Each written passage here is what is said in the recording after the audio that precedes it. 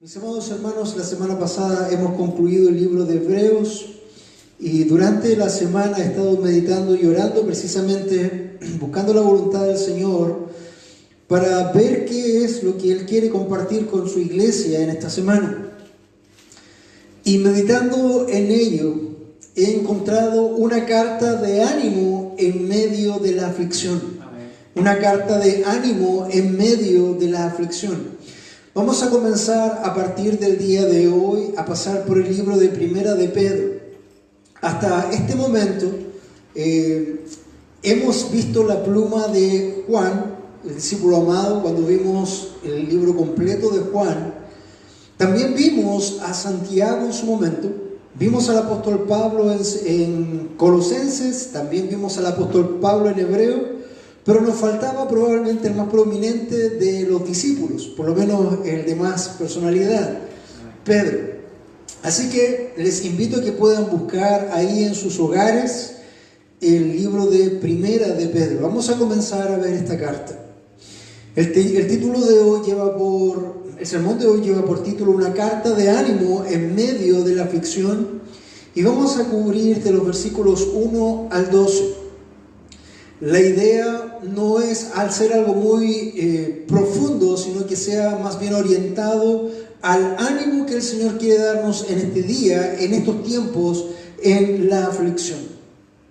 Déjame comentarte que el apóstol Pedro, el más carismático de los apóstoles, conocido también como Simón, hijo de Jonás, o Cefas, que fue su nombre en arameo que puso el Señor Jesús, y cuya traducción al griego es Pedro, que significa piedra o roca, y como su nombre lo indica, él es la roca y escribe en su condición de puntal de la iglesia naciente. Recordemos que esto es el primer siglo.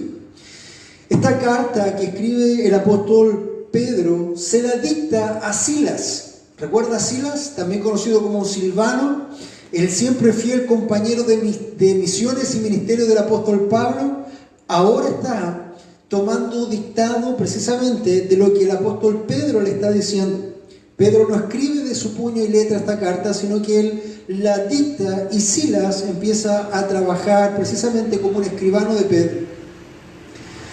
El lugar donde se está escribiendo esta carta te va a sorprender un poco. Esta carta está escrita desde Babilonia. Pero Babilonia en este tiempo, hermanos, era un nombre clave para aquella ciudad del pecado de la persecución. Esta ciudad, Babilonia, donde está preso Pablo también.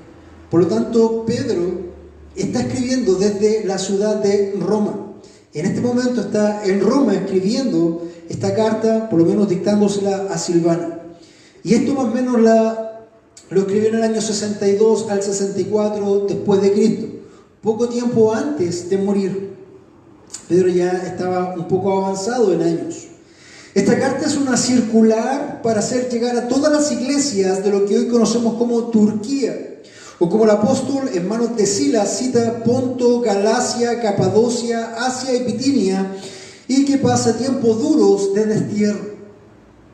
Muchos de estos cristianos han salido de las iglesias o siendo judaizantes han venido al cristianismo y han sido desterrados por esa causa. Esta epístola tiene como propósito animar a los hermanos en tiempos difíciles de aflicción y especialmente en persecución. Entonces, mis amados hermanos, si te das cuenta, la carta del día de hoy es una carta ideal para los tiempos en que estamos viviendo, pues es una carta que nos anima a pesar de la aflicción que podamos tener en el encierro o en la posterior persecución cuando ésta ocurra. Quiero invitarte a que me acompañes precisamente ahora en la lectura. Vamos a leer de el 1 al 12 del primer capítulo, y dice la palabra del Señor así: Pedro, apóstol de Jesucristo, a los expatriados de la dispersión en el Ponto, Galacia, Capadocia, Asia y Bitinia, elegidos según el previo conocimiento de Dios Padre, por la obra santificadora del Espíritu, para obedecer a Jesucristo y ser rociados con su sangre, que la gracia y la paz os sean multiplicados.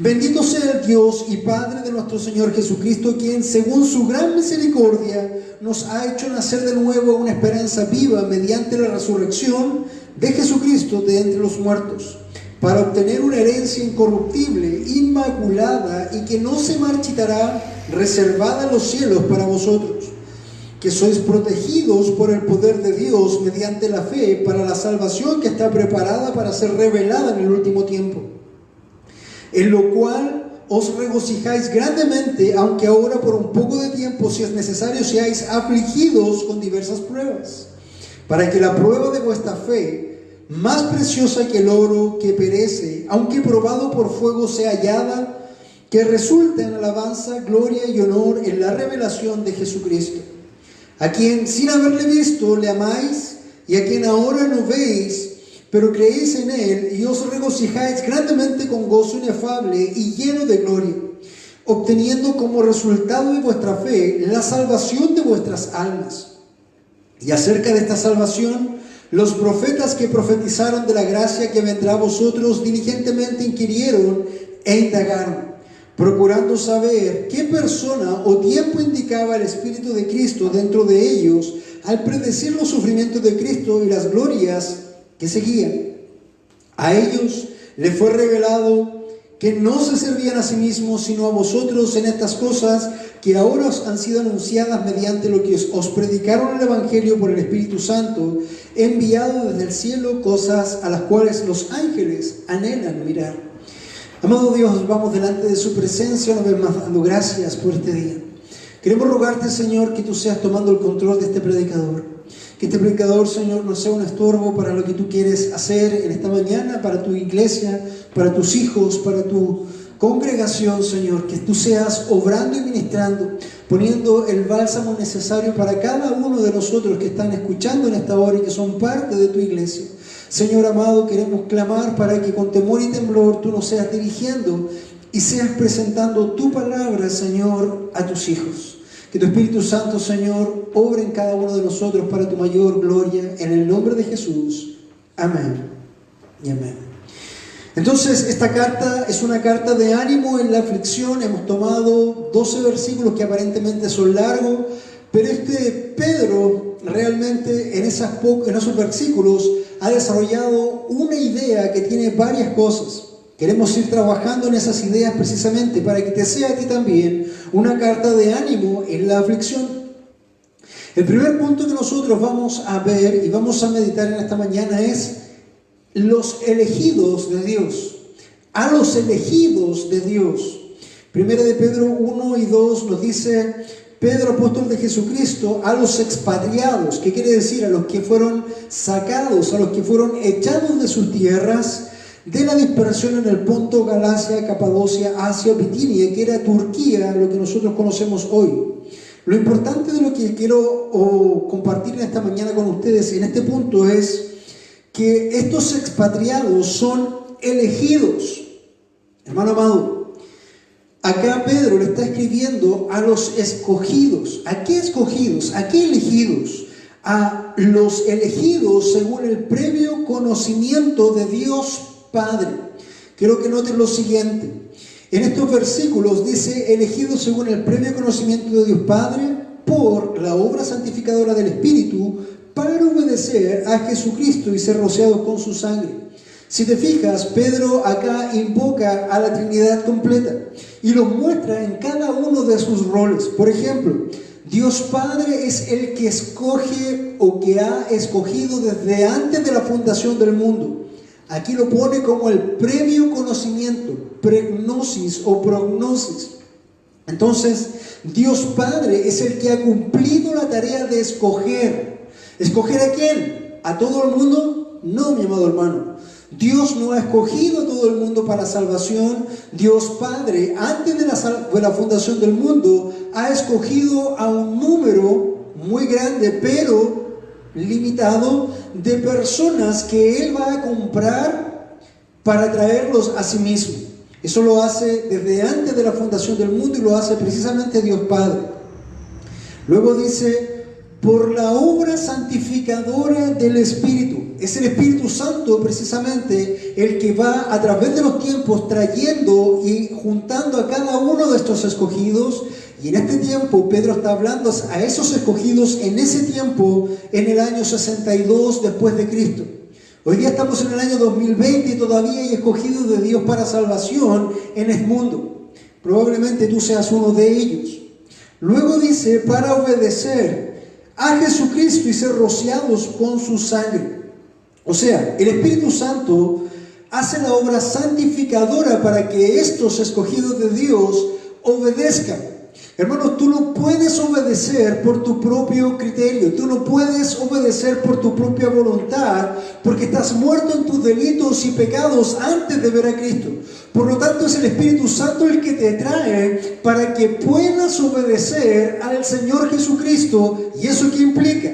Conocerle, implica creer en Él, implica apartarte de sus pecados, implica que el Espíritu Santo te va a hacer una nueva criatura para que luego de eso, creyendo y arrepintiéndote de tus pecados, tú puedas ser rociado con su sangre. Y como vimos en el libro de Hebreos, el ser rociado por su sangre equivale a ser comprado por el Señor, equivale a ser limpiado por el Señor, para que tú puedas ser llamado uno de sus amados, uno de sus hijos, uno de sus escogidos. Y desde ya esto tendría que animarte, mi amado hermano, porque te está escribiendo a ti el Señor. Si bien es cierto, esta carta está para aquellos entonces en Capadocia, en Asia, en el año 62 después de Cristo, también está aplicando a todos los escogidos que Dios ha tenido a través de las épocas. Y esto no solamente es para Capadocia, para Galacia, sino que también es para Viña del Mar, es para Uriangato, es para José Cepaz, es para los santos de Maimona y para todo otro lugar en el mundo donde el Señor tenga sus escogidos en este momento. Amén. Eso ya debería darte un ánimo porque te está llamando un escogido. Entonces, si te fijas, este primer punto nos señala que el Señor está escribiendo a través del apóstol Pedro, a través de la mano de Silas, a aquellos que han sido escogidos según el previo conocimiento de Dios. Y ese según el previo conocimiento de Dios no quiere decir que Dios iba a evaluarte si tú ibas a aceptar o no ibas a aceptar al Señor. Recordemos que esas frases no son bíblicas. Recordemos que aceptar al Señor en el corazón no es algo que aparezca en la Escritura, es algo que se ha anexado en la historia. Recordemos entonces que presciencia de Dios quiere decir que antes de la creación tuya, Dios te conoció previamente antes de crearte. Y en ese sentido te conoció y decidió otorgarte un amor soberano, no porque tú eras bueno, no porque tú eras mejor, sino simplemente porque Él quiso amarte. Gloria a Dios por ello. Eso es tremendamente ya un ánimo si tú estás escuchando en esta mañana y tú eres parte de esos escogidos de Dios. Entonces, a los elegidos de Dios comienza escribiendo Pedro y muestra precisamente la obra de la Trinidad en la salvación. Dios Padre escogió, el Espíritu Santo te trae, te hace una obra santificadora, regeneración para los que entienden. ¿Y para qué? Para obedecer, para poder conocer, para poder seguir al Señor Jesucristo. ¿Qué quiere decir? El Espíritu Santo te ha dado vida y hoy día estás vivo para poder obedecer al Señor Jesucristo.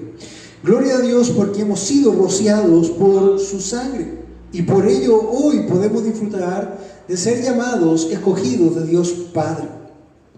Esto ya es razón suficiente para tener ánimo en estas circunstancias globales. Ánimo como un escogido de Dios ante las circunstancias que estamos viviendo. Los hermanos que estaban aquí en Capadocia, en Asia y Bitinia, ellos habían sido echados de su tierra, habían sido desterrados. Ellos habían sido perseguidos y estaban sufriendo persecución por la causa de Cristo. En otras palabras, ellos han sido afligidos por ser escogidos de Dios.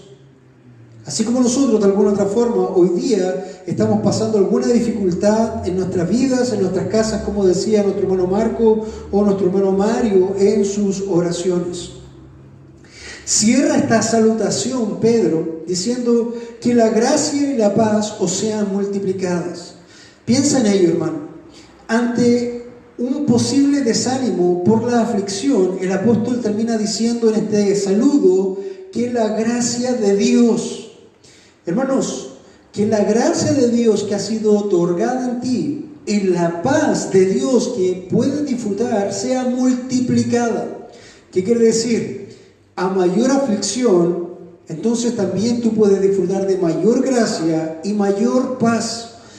¿Cómo es posible que esta persona en medio de una pandemia esté cantando de gozo y felicidad? Eso es lo que hace el Espíritu Santo en nosotros, nos da paz.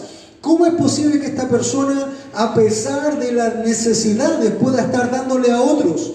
Eso es gracia, que sea dada abundantemente. Y dice la Escritura que la gracia nos ha sido dada para dar nosotros también de gracia. Por lo tanto, mis amados hermanos, es el deseo del apóstol que tanto la paz como la gracia sea multiplicada en tu vida. Y no solamente el deseo del apóstol, sino que también mi propio deseo y el deseo también de mis hermanos diáconos que están aquí presentes. Que tú en los momentos donde estás, en las situaciones en que estás, Dios esté multiplicando paz y gracia en tu vida, porque has sido un escogido por Dios Padre, has sido santificado por el Espíritu Santo y has sido rociado con la sangre del Señor Jesucristo. ¿Qué más podríamos desear? De todas formas, un segundo punto que nosotros vamos a tocar en esta mañana del libro de Primera de Pedro está ahí en el 3 al 5. Le he denominado hechos nacer de nuevo para una esperanza viva. Si bien es cierto, hoy ya podemos tener el gozo de la gracia y la paz del Señor, eso no es todo, puesto que hay mucho más para nosotros, hay mucho más para ti, mi amado hermano que estás ahí mirando. Dice el pasaje: bendito sea el Dios y Padre de nuestro Señor Jesucristo. Lo primero que tú ves es una palabra de gloria, de alabanza del apóstol diciendo: bendito seas Señor, bendito seas Dios. Hermano, también tus labios pueden proclamar esta bendición de regocijo, de alabanza a Dios, puesto que bendito sea el Dios y Padre de nuestro Señor Jesucristo, quien según su gran misericordia nos ha hecho nacer de nuevo.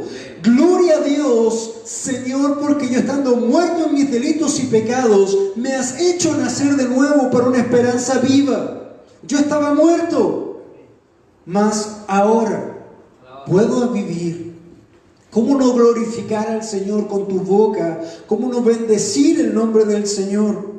Recuerda que también acá los escritores también son de un contexto judío, por lo tanto están tratando de hacer la misma doxología del antiguo pacto cuando se decía bendito el Señor o Baruch Adonai Bechem, no recuerdo bien la palabra en hebreo, pero es bendito sea el Dios eterno.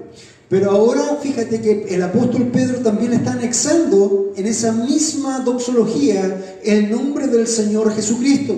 Bendito sea el Dios y Padre de nuestro Señor Jesucristo, quien según su gran misericordia nos ha hecho nacer de nuevo.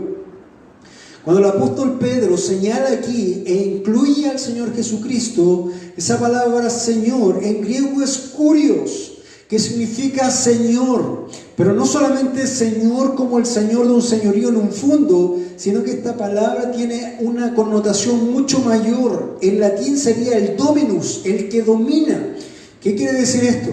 Cuando el apóstol Pedro señala al Señor Jesús como el kurios y lo pone junto a Dios Padre, ¿sabe lo que está haciendo el apóstol Pedro? Está señalando a Jesús como Dios.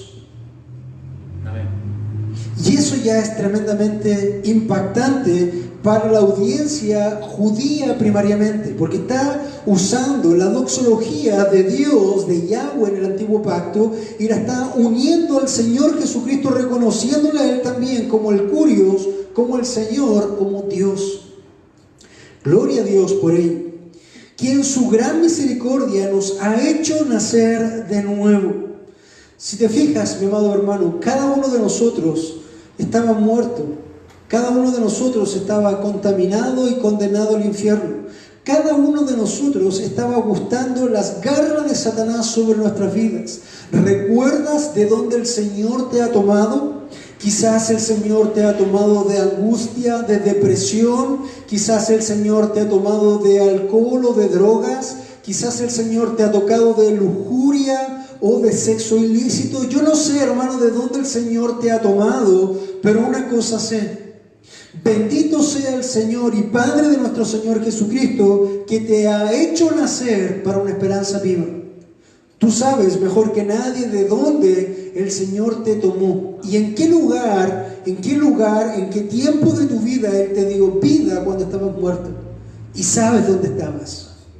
Así que, hermanos, tenemos esta tremenda bendición, este tremendo ánimo, aunque estemos en dificultades hoy día, puesto que hemos sido hechos nacer de nuevo a una esperanza viva. ¿Qué quiere decir una esperanza viva? Que trae vida a los escogidos de Dios, que esperan con paciente disciplina la revelación de Dios en Jesucristo. ¿Qué quiere decir eso? Que, hermanos, esta esperanza que nosotros tenemos está guardada y sellada por el Señor. Que está guardada y sellada por el Señor. Por lo tanto, es una esperanza que nadie puede quitarte. No es una esperanza muerta, no es algo que esté sin fruto, es algo que está vivo. Y si está vivo, hermano, realmente tiene que animarte. Es una esperanza viva. Ahora, esta esperanza, ¿por qué es viva? Dice la Escritura: mediante la resurrección de Jesucristo de entre los muertos.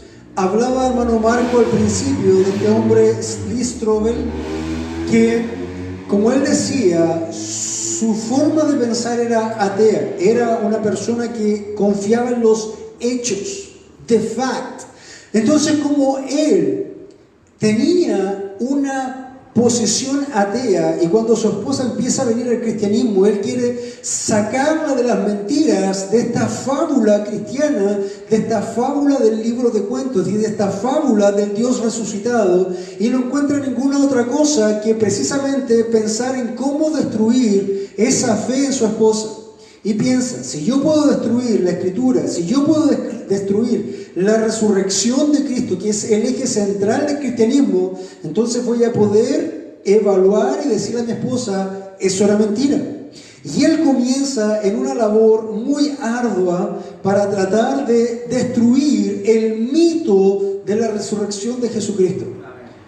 Pero, hermano, finalmente él no puede destruir ese mito, porque no es un mito, porque es real. Cristo murió en una cruz y fue resucitado por Dios Padre. Entonces, como Cristo vive, él, Lee Strobel, vino a salvación junto con su familia. Pero esto también equivale a eso. Como Cristo vive, nuestra esperanza está viva, porque nuestra esperanza está en Cristo, que vive y reina por los siglos. Por eso dice: mediante la resurrección de Jesucristo de entre los muertos, para obtener una herencia. Y, hermanos, esto debe animarte también, porque Cristo ha resucitado y por eso la esperanza es viva y es firme. Pero no solamente eso, sino que el propósito de esto es darte a entender que tú, hermano amado, tienes una herencia que es segura. El escritor de Hebreos lo formula escuetamente y dice: en caso de un testamento es necesario demostrar la muerte del testador, ya que un testamento solo es puesto en vigor cuando alguien ha muerto. Nunca tiene vigencia mientras el que lo hizo vive. Pedro, no obstante, coloca la palabra herencia en el contexto de la vida. Si bien es cierto, la herencia se cobra cuando el familiar muere, en esta idea nosotros tenemos herencia segura porque el heredero ha muerto pero ha resucitado, está vivo. Por lo tanto, es una herencia que permanece por los siglos y está sellada, está guardada y nadie puede tocarla ni quitarla. Hermano, pueden quitar tu cuerpo, pueden quitar tus casas, pueden quitar tus bienes, pueden quitar tu libertad, pero la herencia en Cristo eterna no la puede quitar nadie de tu vida, y eso debería animarte en estos tiempos de aflicción. Seguimos hablando de esta herencia. ¿Cómo es esta herencia? ¿Y dónde está guardada? Esta herencia está depositada para ti, mi hermano, no en el mejor banco del mundo. Aún los mejores bancos son robados. Aún las tarjetas del banco las pueden ser vulneradas. Tuvimos el caso de nuestro diácono que clonaron una de sus tarjetas.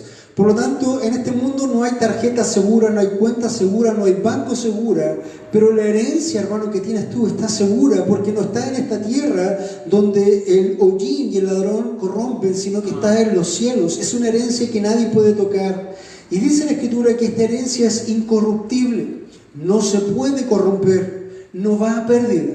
Esta herencia es inmaculada, no se puede ensuciar, está guardada en forma pura, no se va a descomponer ni se va a acabar, no se marchitará como las flores que aparecen y después se marchitan. Es una herencia que es intocable, que es inmutable y reservada para ti, hermano, en los cielos.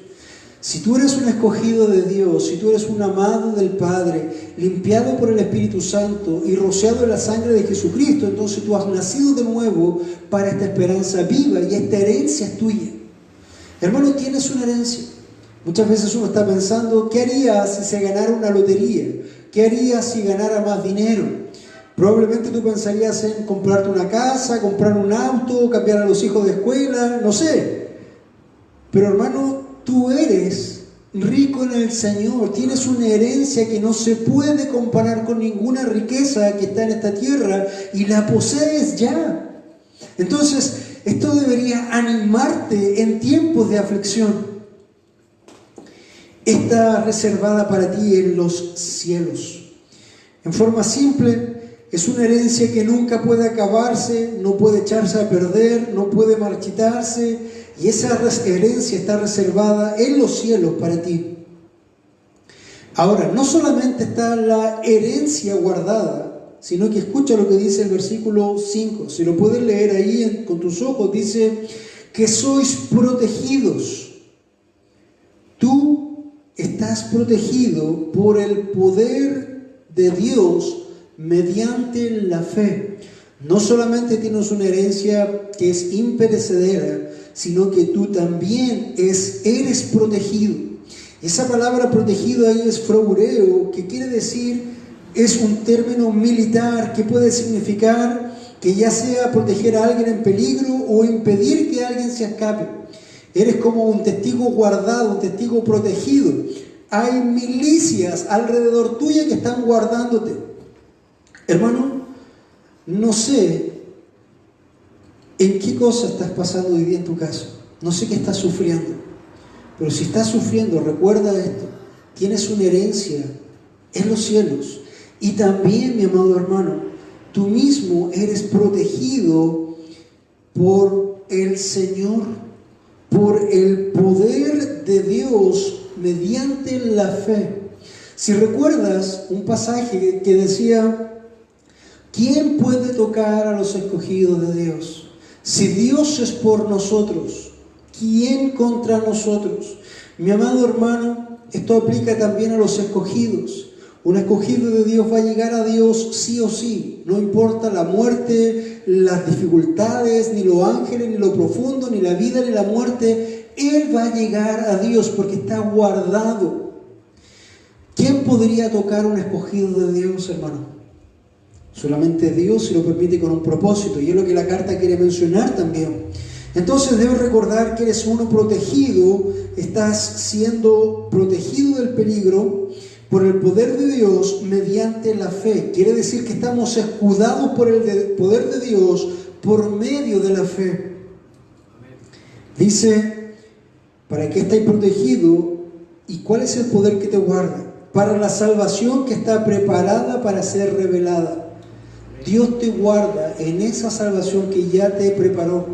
Y hermano, no importa que hoy día estés escuchando con 23 años, con 30 años, 40 años, 50, 60, da lo mismo. Esta protección que Dios te otorgó no la hizo del momento en que tú creíste. Lo hizo allá, antes de la fundación de la tierra. Desde ese momento tú ya eras uno muy amado para Dios. Entonces, en ese sentido, mi amado hermano, fíjate que ahí está guardando el Señor, que sois protegidos en el poder de Dios mediante la fe, para la salvación que está preparada para ser revelada. Hoy día nosotros podemos pasar alguna aflicción. Hoy día podemos pasar alguna necesidad. Esta carne se va a doler. Pero, mi amado hermano, va a llegar el día en que este velo de la carne va a caer y el Espíritu se va a gozar eternamente en la herencia preparada para ti junto al Señor. ¿Qué mayor esperanza que esa? ¿Qué mayor gloria? ¿Qué mayor dulzura podríamos tener de parte de Dios? Cuando nosotros pensamos en esto, mis amados hermanos, quisiéramos decir, bueno, vámonos entonces ya con el Señor. Sería hermoso, mis amados hermanos. Pero quiero citarte acá algún pasaje del progreso del peregrino. Cuenta la historia que está peregrino ya convertido en cristiano junto a su compañero fiel y entran a la feria de las vanidades. En la feria de las vanidades, uno de ellos va a morir y el otro va a seguir su camino. Fiel es acusado y es quemado. Y en ese momento desciende un carruaje del cielo con ángeles y llevan su alma a victoria. Aparentemente la muerte fue algo trágico y fue algo duro para Fiel, pero realmente fue simplemente un atajo para llegar a la ciudad celestial antes que Cristiano, que tuvo que seguir caminando en el camino de la vida. Por lo tanto, mi amado hermano, esta vida que nosotros tenemos de carne es una vida que nosotros vemos a través de velo. Pero llegará el momento donde vas a ser redimido y este velo caerá y verás el gozo del Señor a plenitud. Entonces, mi amado hermano, esta es una carta de ánimo en medio de la aflicción. Y esta carta está escrita a los elegidos de Dios, también a aquellos que han sido hechos nacer de nuevo una esperanza vida. Y un tercer punto que es importante mencionar: no todo es color de rosa, no todo es miel sobre hojuelas en esta vida cristiana. Cuando algunos dicen, acepta al Señor en tu corazón y todos tus problemas desaparecerán. ¿Lo has escuchado? Quizás muchas veces lo has escuchado en las calles, en las predicaciones, cuando dice que Dios ama al pecador y que quiere traerte para librarte de todas tus aflicciones. ¿Es eso lo que el Señor está diciendo? El tercer punto que nosotros vamos a tocar en esta mañana es probados para purificación. Probados para purificación. Y esto está en 1 de Pedro 1, del 6 al 9, si lo puede buscar, mi hermano.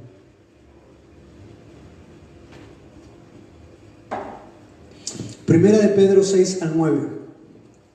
Probados para purificación. Dice el Señor, en lo cual os regocijáis grandemente. ¿En qué te regocijas? En esta herencia y esta protección que vimos recién. Aunque ahora, en la letra chica, ¿no? Los peros, aunque ahora, por un poco de tiempo, si es necesario, dos cosas puntuales, por un poco de tiempo y si es necesario, seáis afligidos con diversas pruebas. Hermanos, el Señor va a usar las pruebas. El Señor va a usar las aflicciones. El Señor va a usar el sufrimiento. Va a usar el dolor para hacer una obra maravillosa y perfeccionarla en nuestras vidas. Por un poco de tiempo, las aflicciones no van a ser eternas. Y si es necesario, cada uno de nosotros está en diferentes aspectos. Aquellos que están en Cristo y son más inmaduros que otros van a ser mayormente probados porque el Señor quiere llevarlos a un proceso de madurez. Por lo tanto, vamos a ser afligidos con diversas pruebas. Esas pruebas tú puedes llamarla como quieras. Puedes llamarla pandemia, puedes llamarla muerte, puedes llamarla sin trabajo, necesidad, cualquier otra cosa. Puede ser un robo, puede ser cualquier otra cosa que estés pasando, velo como una prueba. Y seréis afligidos con diversas pruebas. ¿Para qué? Todo lo que Dios hace, mi amado hermano, lo hace por propósito y con un propósito. Para que la prueba de tu fe, más preciosa que el oro que perece, el oro es precioso pero perece, tu fe debe ser probada como el oro que es probada por el fuego.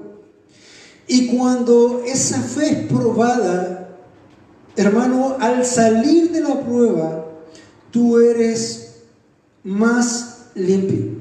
tú eres más puro, tu fe es más verdadera. En otras palabras, tú has crecido un poco más en el camino del Señor, tú estás un poco más maduro, ya puedes comenzar a comer carne sólida de la palabra, más que tomar la leche, puesto que tu fe ha sido probada. Y eso Dios lo hace al fragor de la prueba. Hermanos, este ejemplo lo he dado muchas veces, pero tú sabes que el oro se derrite al fuego a mucha temperatura hasta que el oro sólido queda en estado líquido. Si tú esto lo pruebas contigo mismo, si tú te pruebas al fragor del fuego, sin duda va a doler, va a quemar, te va a derretir. Y eso es lo que el Señor está haciendo. Pero cuando el oro, hermano, termina derretido, naturalmente por el calor, las impurezas del oro se van hacia las orillas. El orfebre recoge luego todas las impurezas, las quita como suciedad y luego deja que ese oro vuelva a solidificarse y queda mucho más puro que cuando entró. Lo mismo pasa hoy día. Estas aflicciones, mi amado hermano, son necesarias. Son necesarias para que tú puedas crecer. Son necesarias para que tú puedas ser fortalecido. Son necesarias para que tú puedas ser purificada y tu fe se evidencie. Este es el momento en la aflicción donde se prueban los cabritos y las ovejas. El cabrito se irrita y se va. Él renuncia. La oveja lo padece con gozo hasta que es restaurada y ha sido hecha madurar. Entonces, mi amado hermano, debemos ser probados para purificación, y este también es parte del ánimo que el apóstol Pedro tiene para ti. ¿Por qué? Porque una vez que tu fe ha sido probada, esta debe ser hallada en alabanza, gloria y honor en la revelación de Jesucristo. Tu fe va a exaltar el nombre de Dios, tu fe va a glorificar el nombre de Dios y va a traer honor al Señor. Fíjate cómo aquí se demuestra también un verdadero hijo de Dios, porque ante la prueba, una persona que dice ser hijo de Dios puede blasfemar el nombre de Dios, diciéndose cristiano. Ahí tú encuentras una persona que es un falso creyente. Te voy a mencionar un caso. Job, un hombre justo, un hombre que amaba a Dios por sobre todas las cosas y que seguramente también guiaba a su esposa, pero en el momento de la prueba y de la aflicción, cuando estaba ahí ya como casi muerto, vino su esposa y le dice: bendice a tu Dios y muérete. En el original dice bendice, se traduce maldice precisamente para que se entienda el concepto.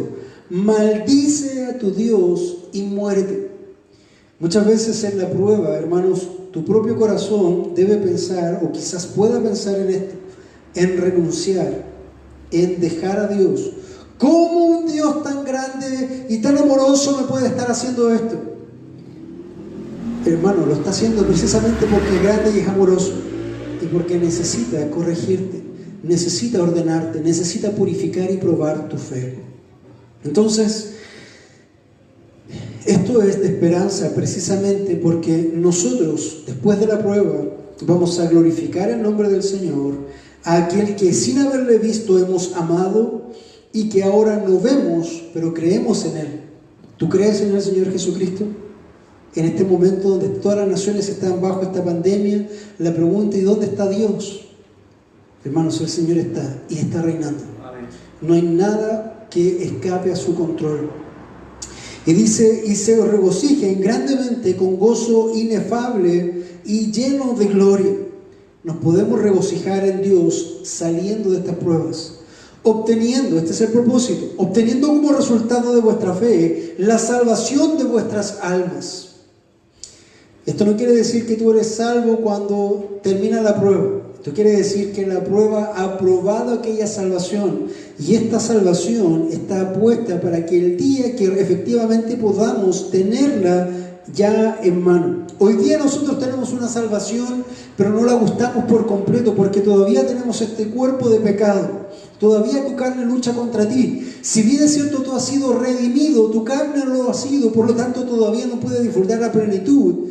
Eso. Entonces, mi amado hermano, obteniendo como resultado de vuestra fe la salvación de vuestras almas. Vamos a ser probados, vamos a ser afligidos, es necesario que ocurra esto, pero ánimo hermano, porque esto también viene del Señor por amor a tu vida. Esto es lo que el apóstol Pedro nos está diciendo. Entonces, ha escrito a los elegidos, está hablando a los que ha hecho nacer una esperanza viva, te está diciendo que nos ha probado para purificación. Y finalmente, en un punto más breve, vamos a ver una salvación anunciada para nosotros.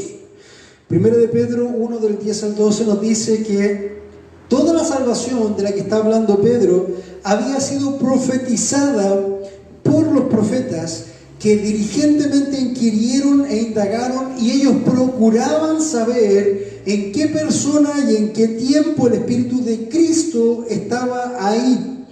Y iban a predecir los sufrimientos de Cristo como Isaías 53 y las glorias que se seguían. Dice el versículo 12, a ellos, a los profetas, les fue revelado que no se servían a sí mismos, sino a vosotros. Amado hermano, esto tiene que animarte mucho, porque todos esos grandes profetas estaban profetizando no para ellos mismos, sino para ti.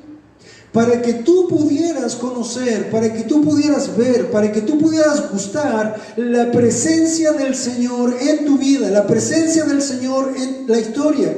Hoy día nosotros somos observadores privilegiados, porque ya vimos hace 2000 años el cumplimiento de las profecías en el Mesías. Hace 2000 años vimos cómo Él llegó a Belén. Hace 2000 años vimos cómo Él padeció y sufrió en aquella cruz. Vimos también cómo Él fue crucificado, lo sabemos históricamente. También somos testigos a través de la historia y de la fe de que Él ha resucitado. Y hermanos, todo eso muestra que aquellas cosas que los grandes profetas no gustaron, no vieron, tú lo hiciste. Gloria a Dios por ello. Todos ellos no se sirvieron a sí mismos, sino que esta tremenda salvación y estas profecías fueran para que tú, hermano, recordaras, para que tú, hermano, te afirmaras, para que tú te animaras cuando estés en Cristo y en aflicción, o en aflicción por la causa de Cristo. Entonces, mi amado hermano, hoy día podemos recordar y gozarnos en esta carta que ha sido escrita para animarnos en tiempos de aflicción. Y el Señor,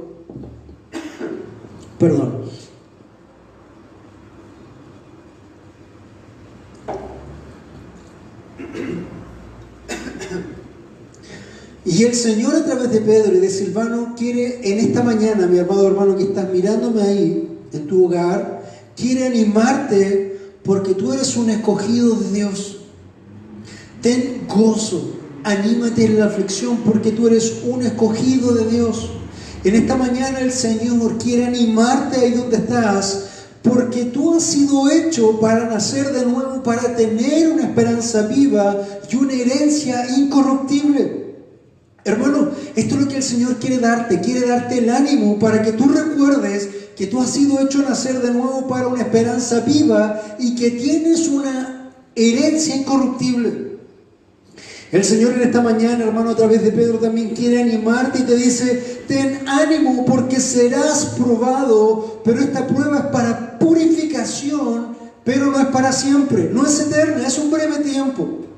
Entonces, mi amado hermano, anímate si has estado cayendo en desesperación, si has estado cayendo en depresión o en otro tipo de cosas, porque el Señor está al tanto de todas estas cosas y Él mismo lo ha puesto para probar tu vida. Y un último punto para que recuerdes, hermano, ten ánimo, no desfallezcas, porque la salvación fue anunciada para ti. Todo lo que escribieron en el Antiguo Testamento, todos los profetas, fue para que tú pudieras gozar en este tiempo de una salvación veraz, completa y manifestada. Hermano, ten ánimo. Ten ánimo en tiempos de aflicción. Confía en el Señor Él está amándote desde antes de la fundación del mundo. Él está probándote para sacar todas aquellas impurezas que hay en tu vida. No es tiempo para depresión, no es tiempo para desánimo, no es tiempo para echarse a morir. Es tiempo, hermano, para mostrar y demostrar cuán precioso, de cuánto quilataje es el oro de tu fe. Tu fe, probada como el oro, ¿es de 24 quilates, 18 quilates? ¿O es como dicen por ahí, oro peruano o oro de los tontos? Hermanos, es necesario que tu fe sea probada para evidenciar dónde estás tú en Cristo. Ten ánimo y estamos en contacto pronto para poder vernos Dios mediante. Vamos a tener un tiempo de oración. Señor, vamos delante de su presencia en esta hora, dando gracias por este tiempo en que podemos exhortar y animar a la congregación a través de tu palabra. Señor, sabes que no es el propósito hacer un comentario exegético bíblico de cada versículo, sino que quedarnos con lo importante. Y lo importante de esto es que tú has dicho que somos amados desde antes de la fundación del mundo, que tú nos has hecho nacer para una esperanza viva y para tener una herencia, que tú nos vas a probar para purificarnos y que todas las cosas que los profetas conocieron fue para darnos la evidencia a nosotros. Gracias, Señor, por este tiempo. Gracias por tu palabra, que a pesar de la adversidad, a pesar del encierro, a pesar de cualquier cosa, nos muestra y nos recalca que nos amas, Señor, y porque nos amas, nos permites pasar estas aflicciones para que nuestra fe sea aprobada y que pueda ser más hermosa, más preciosa y más valiosa que cualquier oro que perece. Porque esta fe, finalmente, al ser eterna y llevarnos al cielo, te glorificará, bendecirá tu nombre y nos llevará precisamente a disfrutar eternamente de esa herencia que tú has comprado para nosotros. Damos las gracias en esta hora, Señor, y anima a tu pueblo en esta mañana para que pueda disfrutar y gozarse aún en medio de la prueba. Damos gracias en esta hora en el nombre del Señor Jesucristo. Amén y amén.